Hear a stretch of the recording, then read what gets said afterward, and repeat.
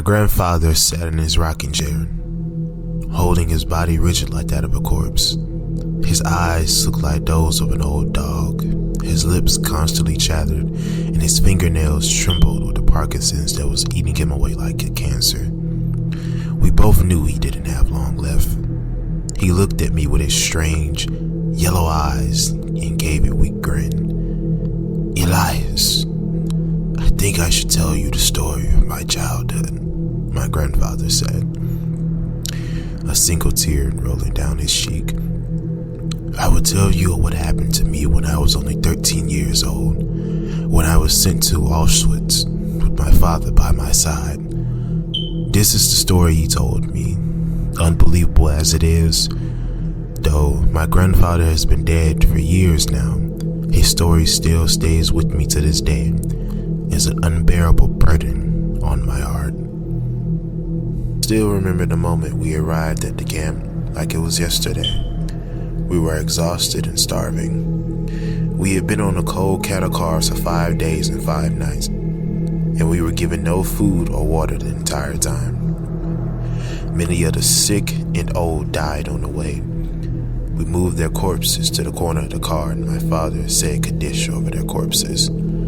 It was the first time I saw the light of life extinguished from the eyes of so many in such a short time, but it would be far from the last. Finally, long after the night had come, the doors to our cattle cars slid open. Pale, starving creatures in striped black and white rags stood around SS soldiers in black, spotless uniforms. They grinned as the death's head insignia and sharp lightning bolt runes gleamed bright silver. The SS men all had vicious German shepherds who lunged at the frightened prisoners, gnashing and snapping at the air. I saw more than a few people get bit by the vicious dogs. They had deep bite wounds and chunks torn out of their flesh, and we all learned to avoid the dogs and the SS men as much as possible after that. In the dark of night, we were formed into lines. Old women held the hands of small grandchildren, and sons tried to stay with their fathers. We moved forward. Up ahead, I saw a man in a black SS uniform whistling to a tune from Wagner. I would later realize that this man was Dr. Mengele.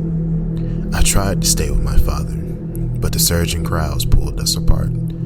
I didn't know it in that moment, but I will never see my father again. If I had known, would I have acted differently? Would I have told him how much I loved him? I'll never know. But his ashes rose up into the air later that night, and I saw it from the freezing barracks in that place of shadows. Someone behind me whispered in my ear, "Boy, how old are you?" 13, I said, turning to look at the strange figure, a starving man in a striped uniform. The man shook his head. "No, you're 16. When we get up there, remember that. You're not 13, you're 16, the man insisted. He was part of the prison commando that helped the SS with translating the many languages that streamed into the camp, and also helped organize the prisoners for slave labor or death. I would never see that starving man again, but I followed his advice. As I got up to Dr. Mengele, he stopped whistling for just a couple seconds. The black, cloudless sky hung heavy above us, the clouds of smoke rising from the crematoria with the smell of burning hair and searing flesh. Dr. Mengele gave me a fatherly smile, but in his eyes, there was something as cold as frozen steel hiding just under the surface. I could see it. I could feel it in the air. I could almost smell it radiating off of his skin. It sent ice water racing through my veins. "Hello, son," he said in a warm voice as he gave me a faint smile. Through his eyes didn't smile, and I think back on it, neither did his mouth. "What's your age?" 16, I said confidently, looking him straight in the eye. "Any physical deformities? Any illnesses?" he asked, the faint half smile like a statue of Buddha still plastered across his lips. I shook my head. "No, sir," I said. He nodded and pointed to the right. I didn't know if it was a good thing or a bad thing. I saw, to my growing horror, that most of the prisoners were going to the left, including all of the elderly, all of the children, anyone with disabilities, and anyone who looked too frail or emaciated. In all, about 90% of the line went to the left, and about 10% went to the right. Those who went to the left wouldn't live out the hour. They would be stripped naked, beaten, and bludgeoned to force as many people into the gas chamber as possible. Then the heavy metal door would be sealed, the Zyklon B pellets would be dropped into a vat of sulfuric acid, and events would turn on, rearing like hornets, breathing their deadly poison into the concrete tomb. The screams in the chamber often went on for over 20 minutes. The corpses would be intertwined in pyramids, their arms and legs caught together like rats in the Rat King. The cyanide gas prevented their lips and fingernails from turning blue and made the corpses look pink, almost healthy, except for their frozen, terrified death masks and sightless eyes. In 1944, while I was in Auschwitz Birkenau, I was coming back late from a work detail in a nearby concrete factory with some other inmates. We passed through the freezing winds and whipping snow that bit like an ice pick into our bodies. There were open air pits that belched black smoke into the air constantly. What a world we lived in, where the graveyards rose into the sky and the blackness of space ascended on those below. That was the night when my faith in God finally died forever. As I would later learn, the SS had a recent shortage of Zyklon B, the cyanide pellets used to exterminate masses of human beings and turn them into ashes of fetid, reeking smoke. The advances of the Red Army had caused issues with delivering it, and a transport of children had just come in to the camp. The SS men and capos loaded these children, most of whom were no older than 7 or 8, onto the beds of 2 dump trucks, beating them with trunchkins and kicking and punching them. When the crying, bloody children were finally all settled in on the back of the dump truck, they had drivers back them up towards the inferno of burning bodies. I watched, horrified, as they slowly angled the beds downwards. The children began sliding out with horrible, wretched screams. They fell into the pit of fire. I watched their hair burn, their skin blacken and sizzle, the drops of fat melt and drip off of their shrieking lips. Some of them tried to crawl out, but the black-clad SS men went around with long sticks and pushed the half-dead, writhing children back into the scorching flames. My grandson, I tell you truthfully, this is what I saw with my own eyes, heard with my own ears, when I was only 13 years old. The screams of burning children went on for 15 or 20 minutes. It felt like, at that moment, we stood in the center of the universe. God had died. He had murdered eternity and left us alone in this endless pit of suffering and death. There was no justice, I knew. And if God was real at all, then he was either evil or insane. The faraway stars of cold, white light seemed to turn, look down on us. All of us, the living and the dead alike. The wind whipped past us, screaming with the voices of the damned. Sometimes, late at night, I think I still hear those children screaming as their bodies burned and blackened.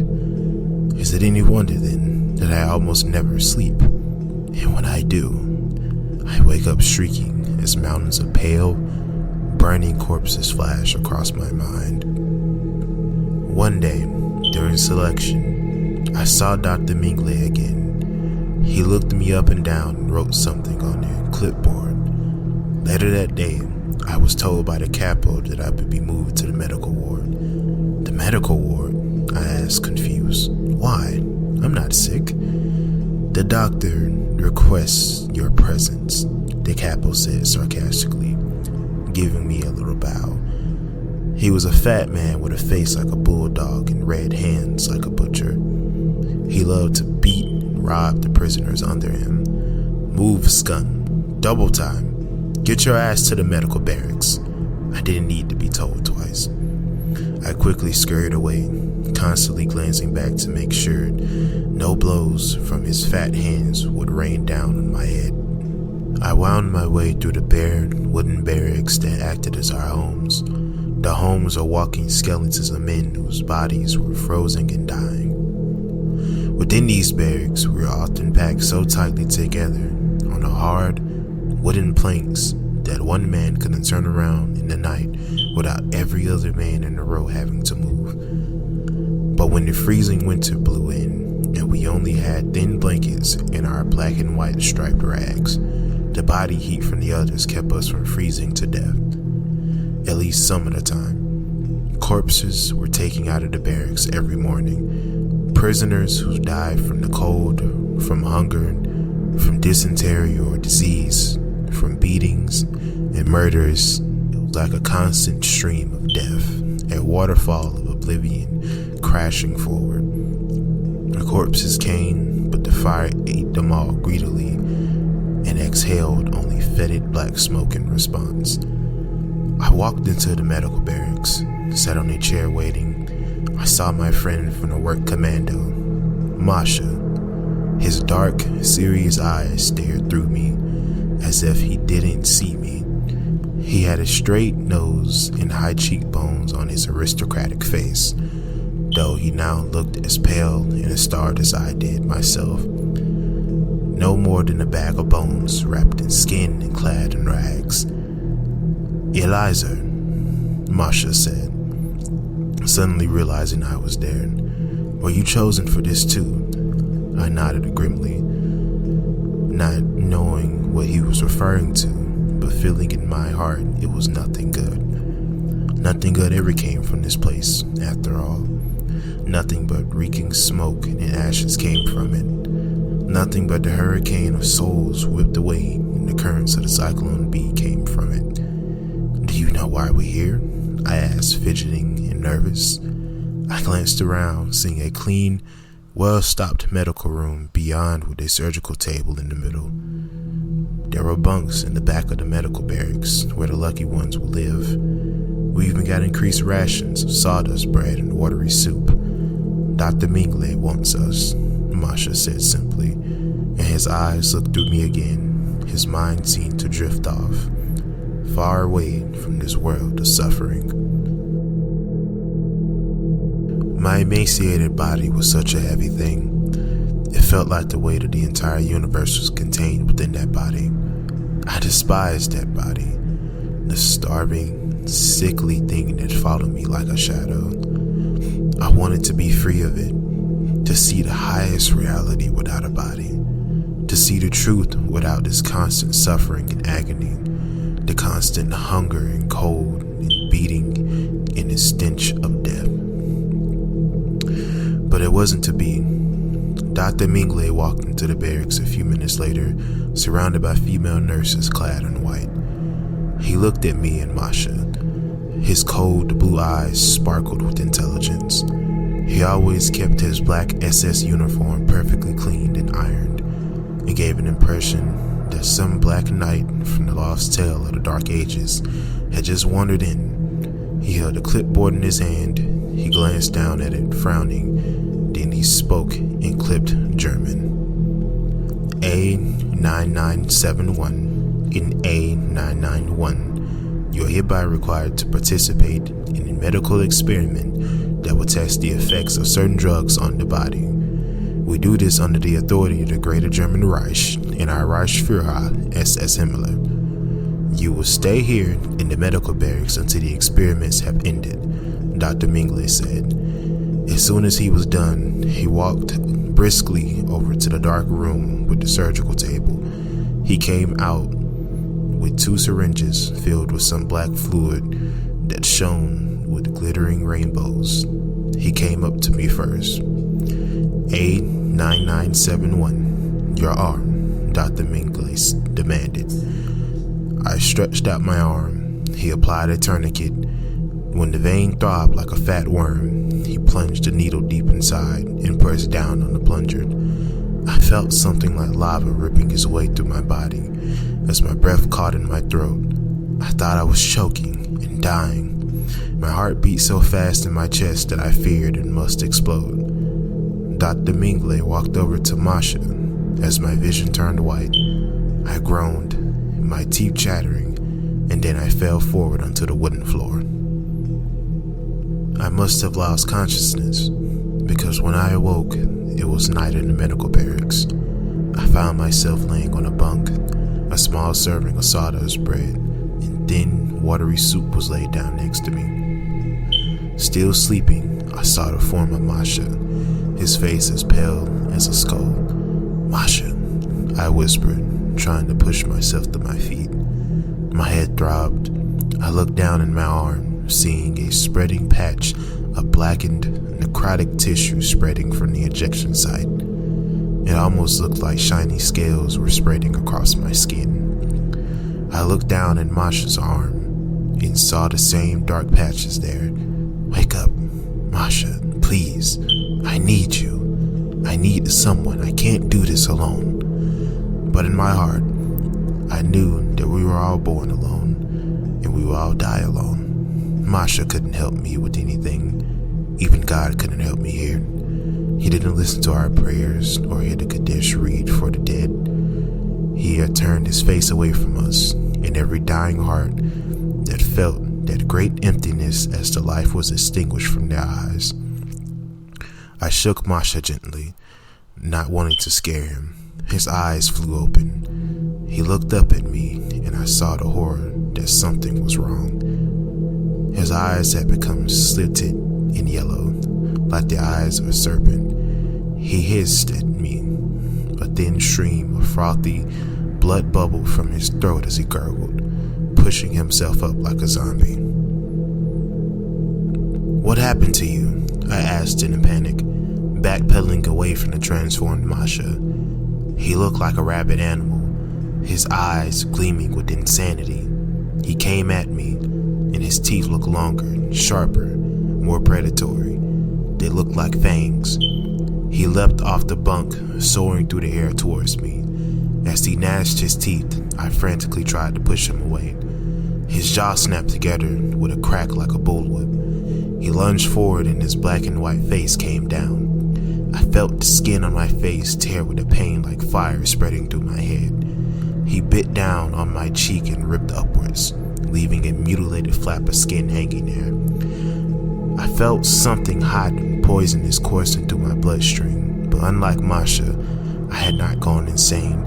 I felt my teeth lengthening, though, and my eyes abruptly adjusted to the dark. I could see every mott of dust floating through the air, see every spatter of my blood on the swept wooden floors. A hiss tore its way out of my throat. My arm lunged forward as if with a mind of its own. Sharp claws ripped their way out of the ends of my fingers as I threw Masha off of me. He ran out into the night, hissing and wailing, his forked tongue flicking out between his bloody lips. A few moments later, I heard SS men yelling at the nearby perimeter, and the guns started firing. The banshee wail from Masha grew louder, and the SS men screamed, their voices filled with panic and terror. I staggered out of the medical barracks, seeing Masha clawing and biting at the black-clad form of an SS man. Two others lay dead next to him, their throats torn out, the mutilated flesh sliced wide open. Masha leapt off the dying SS man and lopped towards the electrified fence. In horror and astonishment, I watched him swipe at it with his claws. It gave a loud pop of electricity, and I saw a flash of blue light. But the black scales that now covered almost all of Masha's skin only seemed to glow brighter, gleaming like obsidian. Masha remained unaffected. He ripped a hole in the fence as it continued sizzling. He leapt over the razor wire and disappeared into the dark forest of Poland beyond. After a long moment staring at the bodies of the SS men, I ran forward towards freedom as well, following the trail of Masha. I still had my mind, however. Whatever poison Dr. Mingley had given us hadn't affected me like it had affected Masha. But still, I noticed I was healing faster. The deep gash on my cheek stopped bleeding within minutes, and a layer of thin black scales started to cover the wound. Over the next few weeks, I made my way to Switzerland, where I would spend the rest of the war. But I heard rumors in the forest of Poland that there was a strange creature attacking isolated farms and houses, a creature with slitted eyes like a serpent's and black scales covering its deformed, twisted body. My grandfather stopped speaking suddenly, looking up at me with glazed eyes. "Do you believe it, Elias?" he asked. "Do you believe what I've told you?" I nodded. He pulled up his sleeve, and there, on his arms, I saw black scales covering his skin all the way up to his wrists.